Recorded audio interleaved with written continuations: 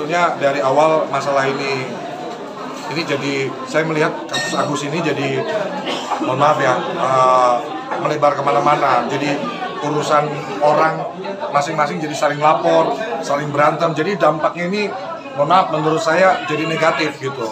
Dan alhamdulillah kalau Kemensos sudah melakukan langkah yang sangat terpuji menurut saya dengan mendamaikan kedua belah pihak. Bahkan terakhir saya lihat Denny Sumargo dan Farhad Abbas juga sudah damai, dan kalau nggak salah mereka sepakat untuk saling mencabut laporan polisi. Ya, ini hal yang baik bahwa ya tidak semua hal harus diselesaikan dengan ribut-ribut. Ya, kalau memang bisa ada titik temu damai, ya kita berdamai lebih bagus. Dan saya apresiasi melalui press conference ini adalah terhadap Jusuf Hamka juga, Bapak Jusuf Hamka, Bapak Alun yang ikut berkontribusi untuk mendamaikan, mencairkan segala sesuatu. Terus dari pihak Kemensos dan dari semua pihak-pihak yang memang bersedia untuk berdamai, ini juga penting ya. Karena mau didamain siapapun, kalau pihaknya nggak mau berdamai ya susah juga. Ya saya sih kalau memang sudah damai, saya kira Agus kalau memang tertarik nih untuk melanjutkan hidup, bolehlah Agus jadi live streaming di perusahaan saya, konten kreator kayak gitu kan. Ya kan itu kan mungkin dari pandangannya kan penglihatannya saat ini belum bisa melihat ya, lagi proses katanya mau diobatin di rumah sakit Suci ya kalau nggak salah, di PIK ya. Ya semoga ada titik jalan kesembuhan untuk Agus, tapi kan Agus kan juga tetap harus melanjutkan hidup, dia harus punya penghasilan. Siapa tahu Agus tertarik untuk bekerja di perusahaan saya bisa tawarkan gaji mulai dari 15 juta lah sebulan, kegiatan untuk live streaming, live di TikTok sambil mempromosikan usaha-usaha saya kalau berkenan Agus.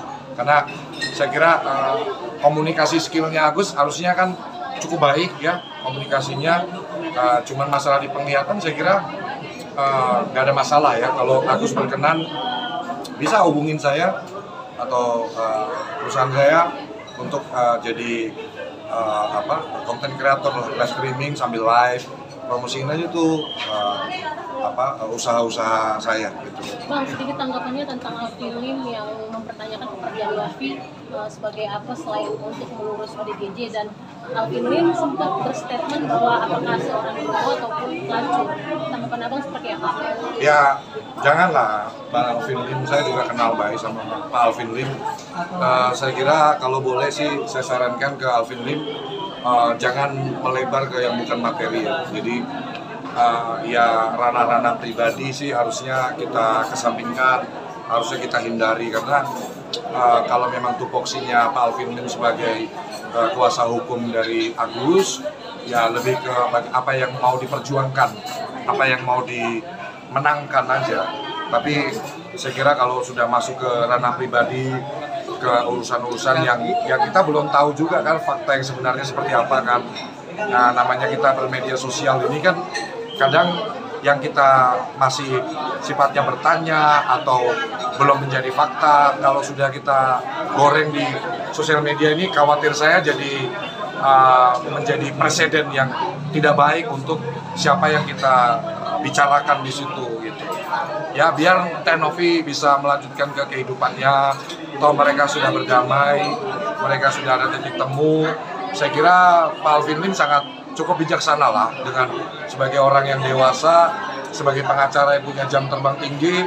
Saya John LDF sih menyarankan untuk Pak Alvin Lim lebih fokus ke materi ya, pembelaan terhadap kliennya saja, tapi tidak perlu melebar ke ranah-ranah pribadi ataupun urusan-urusan pribadi orang tersebut, supaya tidak memperkeruh atau membuat lebih gaduh suasana. Karena kalau saya boleh jujur, saya kemarin sempat posting juga statementnya Hotman Paris ya. Saya jadi ngefans sama Hotman Paris nih, karena statementnya beliau di pagi-pagi ambiar kalau nggak salah itu, dia nyampaikan sudahlah, medsos ini sudah cukup muak, saya buka medsos keluar Agus, ya ganti berita yang lain lah gitu. Ganti. Saya pun juga kalau boleh jujur mewakili banget tuh statementnya Bang Hotman Paris tuh, makanya saya posting di sosial media saya kan, bosen berita yang lain aja deh gitu. Ya jadi Bro Alvin Lim saya kira insya Allah juga maulah mendengar saran saya sebagai teman juga. Saya kira semua pihak pasti akan memaafkan lah. Yang penting ya ditarik aja statementnya gitu. Apa yang ya mungkin kalau ada kekeliruan atau yang tidak tepat yang disampaikan ya minta maaf, bukan hal yang buruk kok. Minta maaf bukan yang buruk, bukan hal yang tidak baik, justru akan lebih baik. Dan publik pun selama ini kan sama Pak Alvin Lim support ya, sering banyak yang fans juga sama Pak Alvin Lim kan. Beliau suka frontal untuk apalagi terutama untuk membela masyarakat kan. Kembali ke jalurnya itu aja Pak Alvin Lim, supaya masyarakat makin cinta sama Pak Alvin Lim. Dan saya kira kalau nanti Pak Alvin Lim mungkin memberikan statement, menarik statementnya dan meminta maaf, saya yakin Novi bukan orang yang jahat, pasti akan dimaafkan. Bang, tapi sempat menyayangkan